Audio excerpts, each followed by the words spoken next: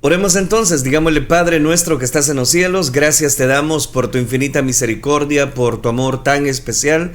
Te pedimos, Dios, que seas tú hablando a través del estudio de tu palabra y esta serie que hemos venido desarrollando. Te pedimos que tu gracia esté ministrando nuestras vidas, llénanos con tu gracia infinita, con tu poder, y háblanos a cada uno de nosotros. Te lo pedimos en el bendito nombre de tu Hijo amado, por quien desde ya te damos las gracias. Gracias, Cristo Jesús. Amén, Señor, y amén.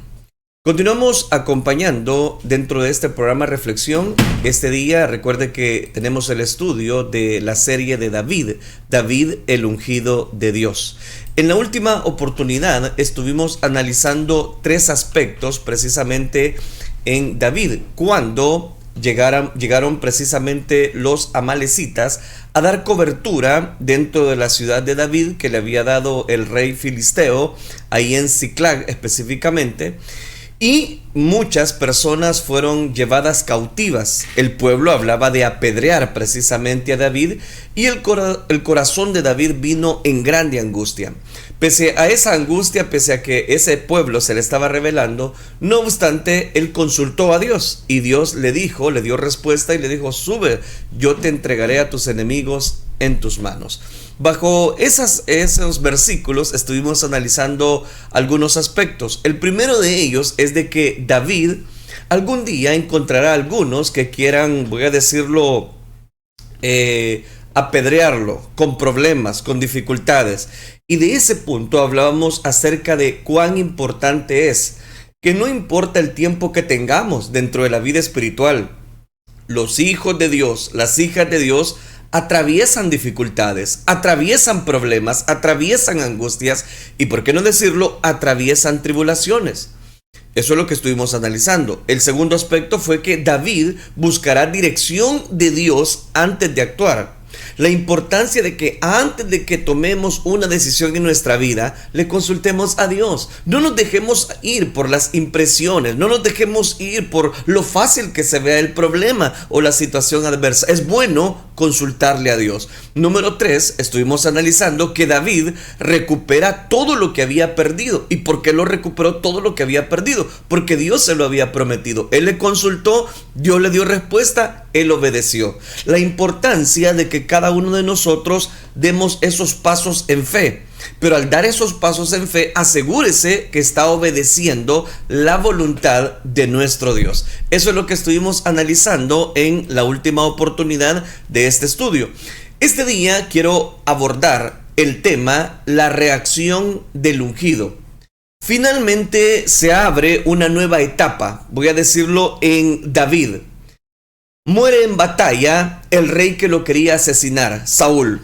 El problema que dentro de esa batalla que arreciaba muy fuerte contra los filisteos, también muere su amigo. Estoy hablando de Jonatán, como lo hemos venido precisamente estudiando. Vamos a hablar entonces bajo el tema: la reacción del ungido. Dice la palabra del Señor en el segundo libro de Samuel, capítulo 1, versículo número 11. Entonces David, haciendo de sus vestidos, los rasgó, y lo mismo hicieron los hombres que estaban con él. Y lloraron y lamentaron y ayunaron hasta la noche por Saúl y por Jonatán su hijo, por el pueblo de Jehová y por la casa de Israel, porque habían caído a filo de espada. Y David dijo a aquel joven que le había traído las nuevas: ¿de dónde eres tú? Y él respondió: yo soy hijo de un extranjero amalecita. Y le dijo David: ¿cómo no tuviste temor de extender tu mano para matar al ungido de Jehová? Entonces llamó David a uno de sus hombres y le dijo: ve y mátalo. Y él lo hirió y murió. El último versículo 16.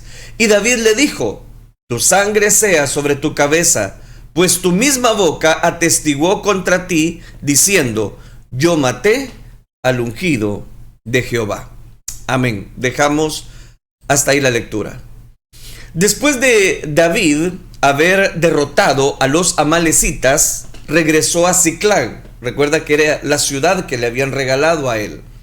Y al tercer día dice que se presentó un amalecita con corona del rey Saúl y con su brazalete.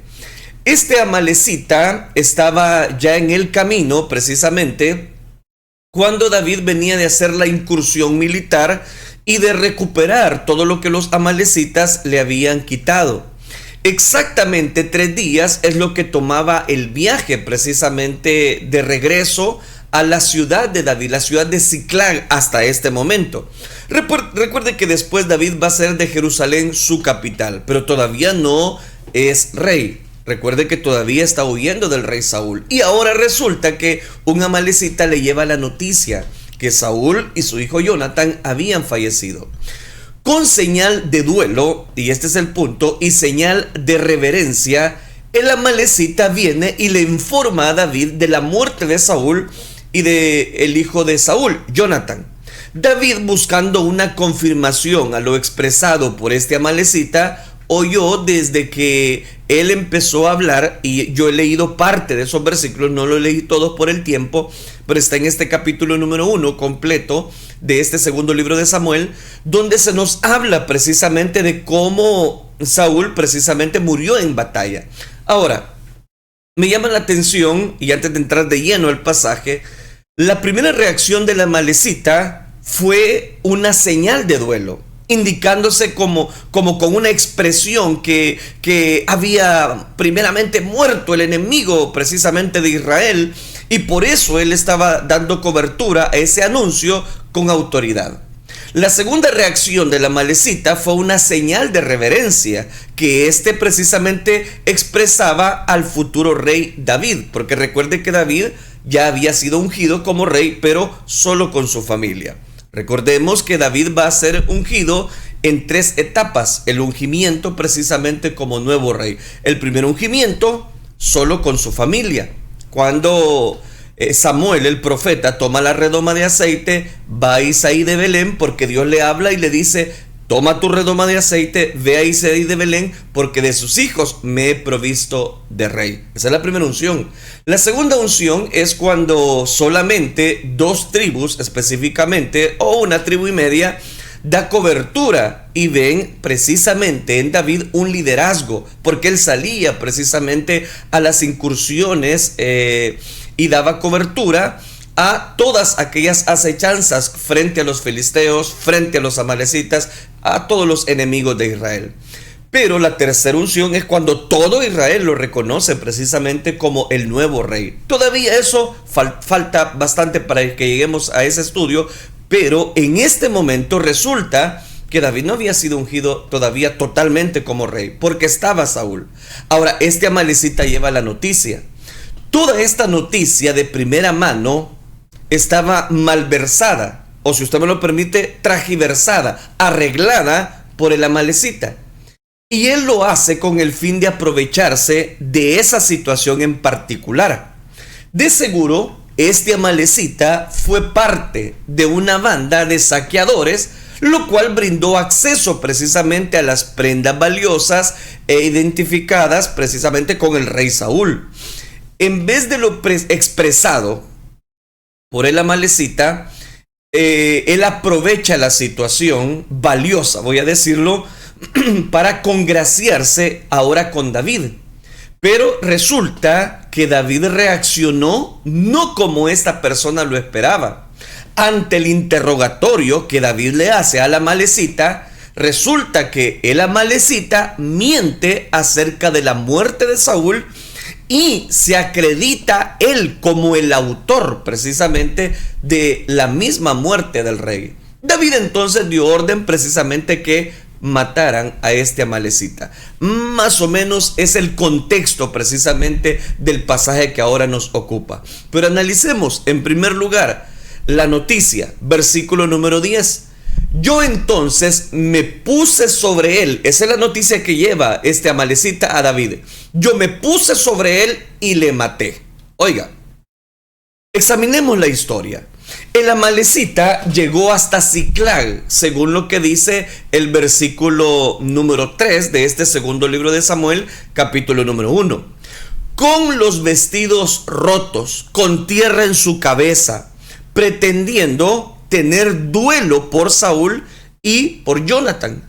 Los que tienen el espíritu amalecita son unos verdaderos actores, son unos verdaderos, voy a decirlo, fariseos, que juegan al preocupado por el ungido. Se lo voy a mostrar. Lo único que les interesa es capitalizar su bienestar.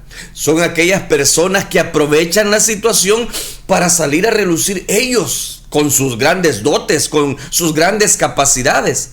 Aquel joven le anunció a David: el pueblo huyó de la batalla y también muchos del pueblo cayeron y son muertos, le dijo. Esa era la noticia.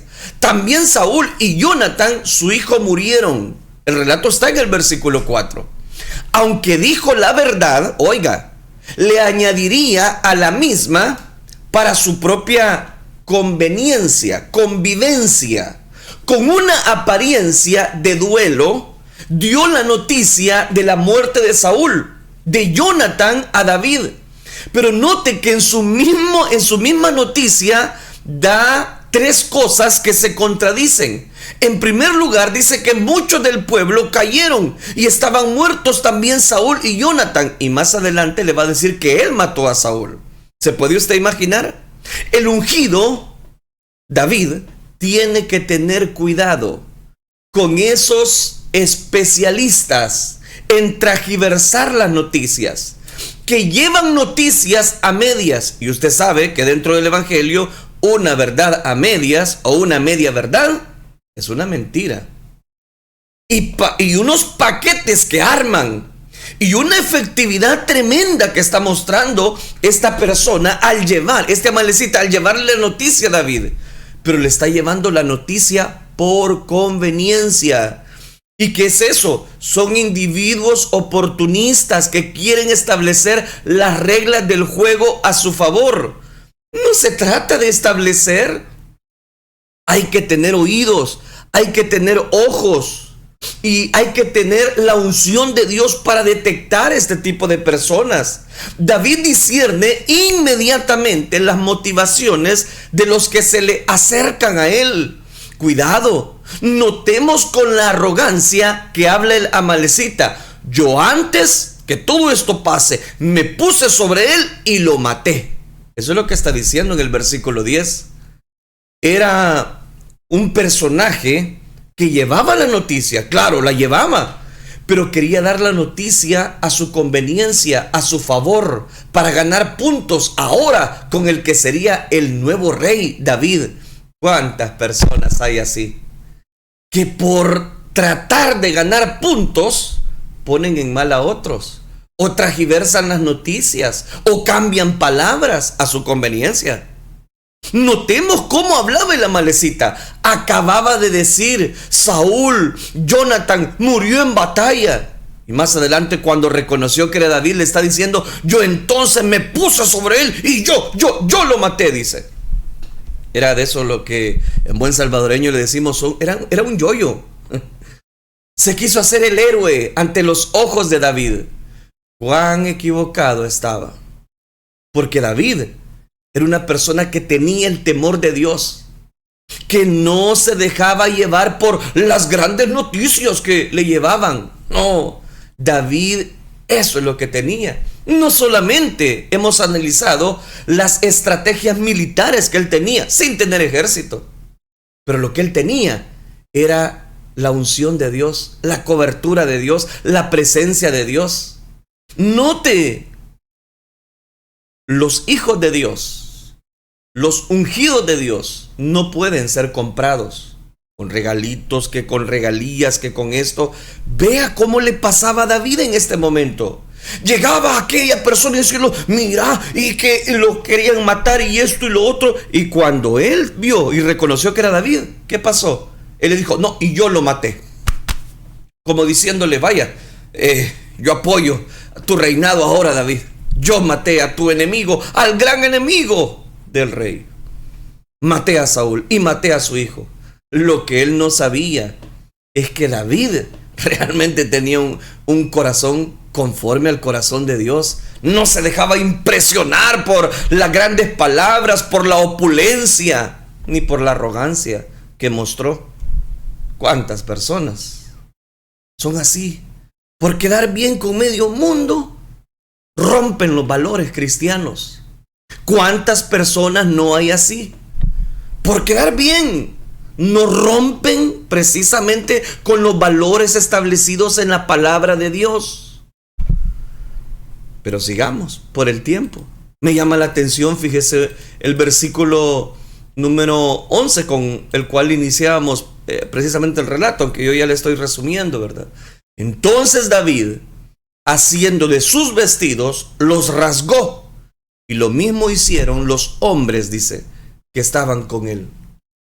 Aquí vemos los sentimientos, porque dice que lloraron, rasgaron sus vestidos. El versículo 12 todavía es más enfático en decirnos, lloraron y lamentaron y ayunaron hasta la noche. ¿Y por qué? Por Saúl y por Jonathan su hijo, por el pueblo de Jehová y por la casa de Israel, porque habían caído, dice la escritura, a filo de espada. Note, David había enseñado a sus asociados a ser sensibles. ¿Cuántas veces, y lo hemos visto en este estudio, David no tuvo la oportunidad de matar al enemigo, al rey Saúl? Pero él dijo, nadie va a tocar al ungido de Jehová, nadie. Pero también le enseñó no solamente la empatía, le enseñó a sus allegados la sensibilidad que se debe de tener. Al tener un corazón que padeciera por las tragedias o por los dolores de otros, note, la muerte de Saúl y Jonathan no fue causa de regocijo para el ungido y para sus compañeros. No fue una gran fiesta que ellos hicieron. No. Note lo que nos está enseñando la palabra. Note el corazón de David. En vez de alegrarse, en vez de hacer una gran fiesta, finalmente ahora se va a cumplir la promesa que Dios me dijo que iba a ser rey. No, a David no le preocupaba tener corona o no tener corona, ser rey o no ser rey. Lo que le preocupaba es tener un corazón sensible, es precisamente estar a la expectativa. Y eso se lo había trasladado a los allegados a él. Mire qué interesante. David necesita entonces expresar buenos sentimientos hacia los que en algún momento han estorbado, han sido malos con él, han tratado de impedir el propósito de Dios en su vida. Eso nos deja dos lecciones tremendas. Uno, nunca te burles del mal ajeno. O como lo decimos acá en los países latinoamericanos, no hagas leña del árbol caído. David no se está alegrando por la muerte de su enemigo, del que lo había andado, pero mire, casi por matarlo. David no se alegra. David se sintió. Y no está fingiendo tampoco. De hecho, si Dios nos presta vida, la otra semana vamos a hablar de esa endecha, la endecha del ungido. De cómo él va a reaccionar. Ahorita estamos viendo así superficialmente, ¿verdad? Lloró, se angustió. Pero la derrota y la muerte de un no ungido, como lo hemos visto, y de la decadencia en la cual venía Saúl, demostró el corazón bueno de David. Él mismo estaba vacío de odio, de venganza hacia Saúl. No tenía odio para él. Le había perdonado cuantas veces la vida. Esa es la segunda lección. Los ungidos nunca se regocijan con ver a los demás, a los Saúles, muertos. Pero los Saúles quizás harán fiesta. Sí, dirán muchas cosas. Sí, celebrarán las derrotas. Sí, van a celebrar tragedias y las muertes. Pero el verdadero hijo de Dios, el que tiene el temor de Dios, es llamado a perdonar. Bien dice la Escritura, amados, amémonos unos a otros, porque el amor es de Dios. Y todo aquel que ama es nacido de Dios y conoce a Dios. ¿Por qué? Porque Dios es amor. Porque Él nos enseñó desde el Calvario con sus enemigos, que se estaban ahí dando cobertura, dando la fiesta de la grande. Unos ahí jugando con sus ropas, o lo que quedaba de las ropas de Jesús. Otros al pie de la cruz no decían, va, si no es el Hijo de Dios, ¿por qué no bajas de esa cruz? Otros, como los sacerdotes, pasaban de largo y se preguntaban, ¿y este que no dijo que al tercer día iba a reedificar el templo? Pero él solo dijo: Padre, perdónalos, porque no saben lo que hacen. Él nos dio ejemplo de perdón. David no se está alegrando por la noticia, ojo con eso. Él ha aprendido a perdonar. La unción no solo es una expresión de poder, es también una manifestación de carácter santo que nos lleva a nosotros a perdonar aún a aquellas personas que nos han hecho mucho mal. El verdadero ungido es uno que recuerda lo mejor de otros. Bien dijo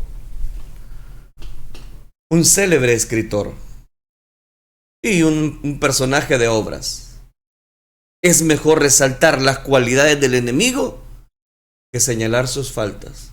¿Cuánta verdad? Decía Gandhi: es mejor resaltar las cualidades del enemigo que señalar sus faltas.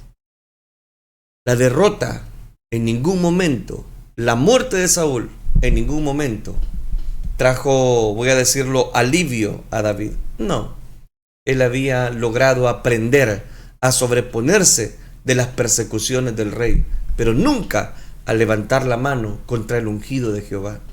Qué tremenda lección. Versículo 13. Y David dijo a aquel joven que le había traído las nuevas: ¿de dónde eres tú? Y él respondió: yo soy hijo de un extranjero amalecita. Versículo número 14. Y le dijo David: ¿cómo no tuviste temor de extender tu mano para matar al ungido de Jehová? Aquí donde viene ya las controversias. Entonces llamó David a uno de sus hombres y le dijo: ve, mátalo. Y le hirió y murió. Me imagino que fue uno de esos hijos de Sarbia, ¿verdad? Que no se estentaban la mano para matar a cualquiera. Llama David a uno de sus hombres: mátalo. David le preguntó a aquel joven: vamos por partes, ¿de dónde eres tú? A lo cual él responde: soy hijo de un extranjero amalecita. Ese amalecita no podía entender los sentimientos ni el corazón de David. ¿Por qué? Porque era hijo de un extranjero. Espiritualmente son muchos los que son hijos de extranjeros.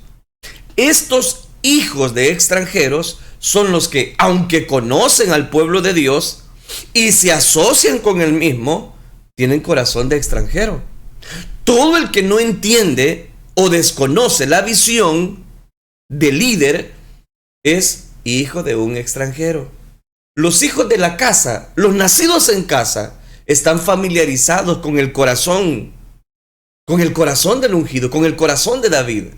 Al asumir la responsabilidad por la muerte de Saúl y de Jonatán, este amalecita, que en realidad mentía, descubría su falta de respeto a la autoridad.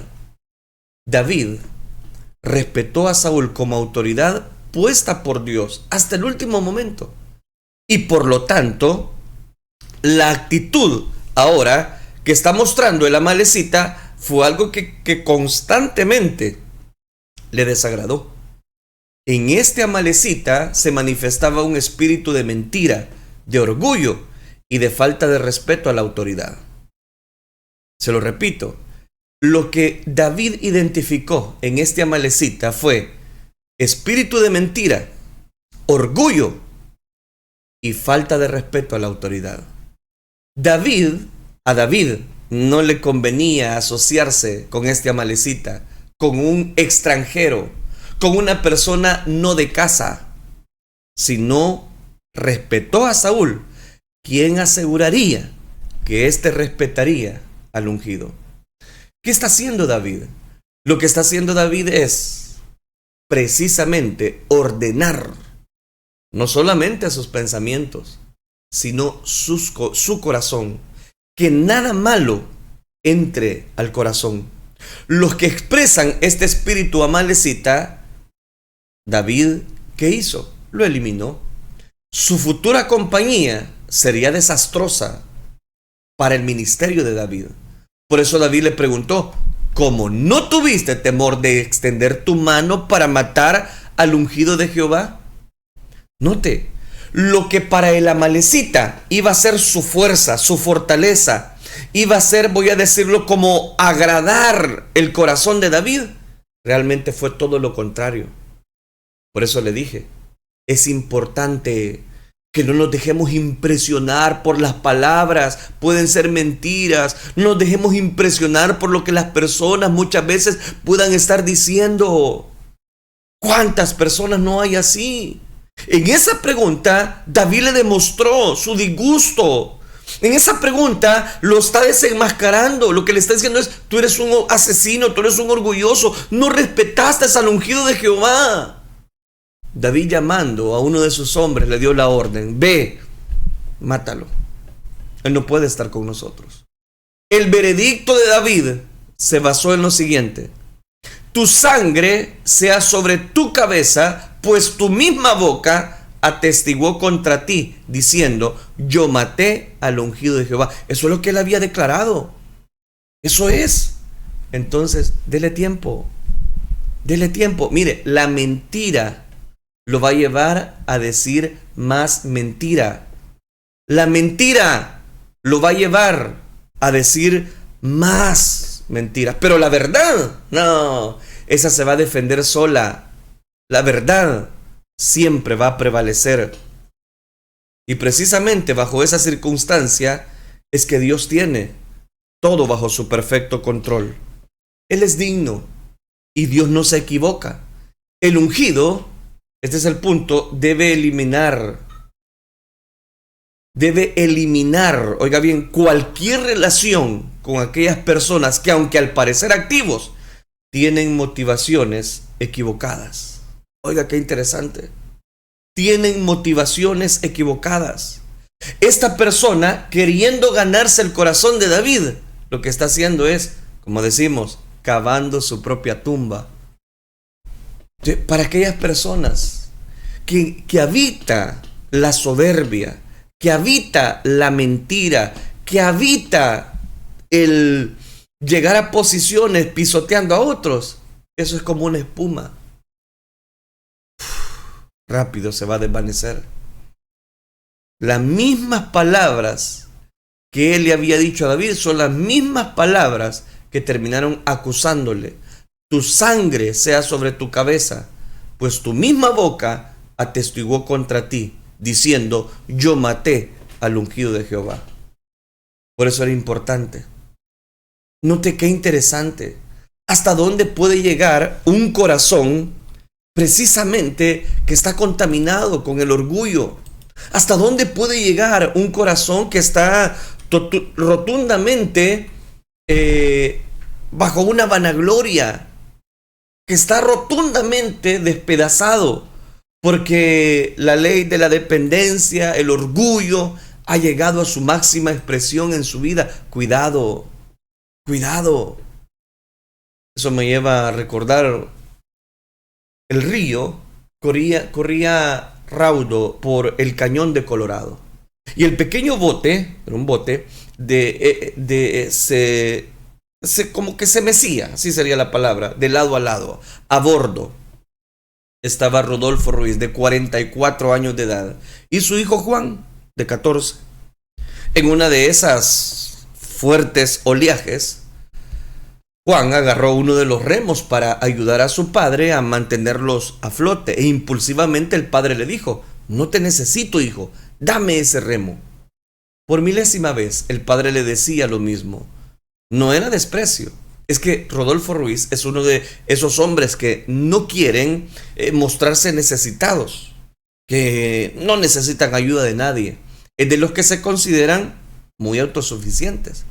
Pero no bien dijo esa frase, el pequeño bote fue arrojado contra un puente de una manera violenta. Rodolfo quedó enlazado en una fuerte cuerda medio debajo precisamente del bote y contra aquel puente. No había precisamente quien para pedirle auxilio. Juan, el hijo, logró subir al puente, desde donde comenzó una lucha de varias horas hasta que finalmente lo logró. El heroico muchacho, zambulléndose una y otra vez bajo la corriente, fue precisamente perfilándose con mucha fuerza, con mucha rudeza, hasta tomar la cuerda que tenía aprisionado a su padre. Los dos quedaron exhaustos al más no poder, Pero al fin, el hijo logró librar a su padre. Cuando pudo hablar, le dijo: perdóname, hijo, sí te necesito. Hay muchos que, al igual que Rodolfo Ruiz, piensan que no necesitan a nadie. No quieren mostrar ninguna debilidad, pero en medio de su autosuficiencia siempre habrá un momento de que tendrán necesidad de alguien. ¿Será el padre que necesita al hijo? ¿Será el esposo que necesita a la esposa? ¿Será el joven que necesita al anciano? ¿O será simplemente el amigo que necesita a un amigo? La vida tiene su manera de obligarnos a deponer orgullos, a bajar la cabeza, a hacer a un lado la vanidad, a admitir el famoso te necesito. Ese mismo orgullo es el que muchas veces no nos deja encontrar a Dios. Sabemos que no nos está yendo bien. Sabemos que todo a nuestro alrededor se está hundiendo. Tenemos problemas en una y mil cosas. Muchas veces los que están a nuestro alrededor no nos muestran respeto, ni nuestros hijos. El matrimonio desboronado, el alcohol comienza a destruir, y sin embargo, no queremos buscar a Dios. Nuestro orgullo, en su máxima expresión, nos impide pedir ayuda. Y sin Dios en nuestra vida, todo se viene abajo. Es tiempo ya que con humildad digamos: Señor, te necesito. Esposa, te necesito. Hijos, nos necesitamos. Es momento de poner nuestro orgullo. El momento en que declaremos nuestra insuficiencia. El momento en que busquemos a Dios. Él estará a nuestro lado. Y es ahí donde cobra tanto valor este ejemplo que le muestro. Si tan solo Amalecita no hubiese tenido, voy a decirlo, ese corazón de orgullo, ese corazón de mentira, que sus palabras no hubiesen sido solamente para quedar bien con David, otra cosa hubiese pasado. Pero ¿cuántas personas no hemos conocido en la vida así? Que llegan y están ahí y empiezan a hablar más de la cuenta, y con mentiras, y con arrogancia, y con prepotencia, y con soberbia. Deles tiempo, déjelos. Cuestión de tiempo, que Dios tomará control de su vida. David dijo: tus mismas palabras ahora te declaran la muerte. Tú mismo, tú lo buscaste, tú tomaste la decisión. Tengo que hacer las aplicaciones por el tiempo. 4 cosas. 1. David tendrá ojos abiertos para discernir las palabras de los que son oportunistas. De aquellos oportunistas que llegan a su vida, líbrese de ellos. No son buena pieza. Todos esos que saben hablar muy bien, discierne las palabras de esas personas. Mire cómo habló tan lindo el Amalecita, pero sus mismas palabras traían mentira, odio, orgullo. Primera gran lección. Segundo, David, con sus buenos sentimientos, logrará que otros puedan dar también buenos sentimientos. Cuando vieron llorar a David por Saúl, que había muerto, también los hombres que rodeaban a David se inclinaron rostro a tierra y vieron que su líder estaba llorando por la muerte de su enemigo. Eso se les trasladó a ellos. Qué lindo. Tercero, David siempre se interesa en conocer la identidad de los que vengan con un corazón malvado. Tenemos que tener discernimiento, guianza del Espíritu Santo para saber qué personas están actuando muy mal. Cuarta enseñanza, David eliminará de su relación a los que no respeten la autoridad espiritual. Que el Señor nos ayude a todos a poner en práctica estos consejos. Padre, te doy gracias porque tú has sido bueno con nosotros. Tú nos das, Señor, siempre la oportunidad de poder aprender de tu palabra, no siendo merecedores, pero tu gracia realmente nos sostiene. Tu gracia, Señor, ilumina nuestro camino. Gracias te damos, Dios mío, porque sabemos que todas estas enseñanzas tú las das y están impresas en tu palabra a que no solamente las digamos, sino que las vivamos, las llevemos a la práctica. Ayúdanos, Dios mío, te lo suplicamos, porque sabemos que sin ti y sin la guianza del Espíritu Santo sería imposible llevarla a la práctica. Ayúdanos a perdonar, ayúdanos a establecer siempre una comunión íntima contigo, te lo ruego. Gracias, Cristo Jesús. La gloria y la honra te la damos solo a ti, Señor. Gracias, Dios. Amén, Señor, y amén.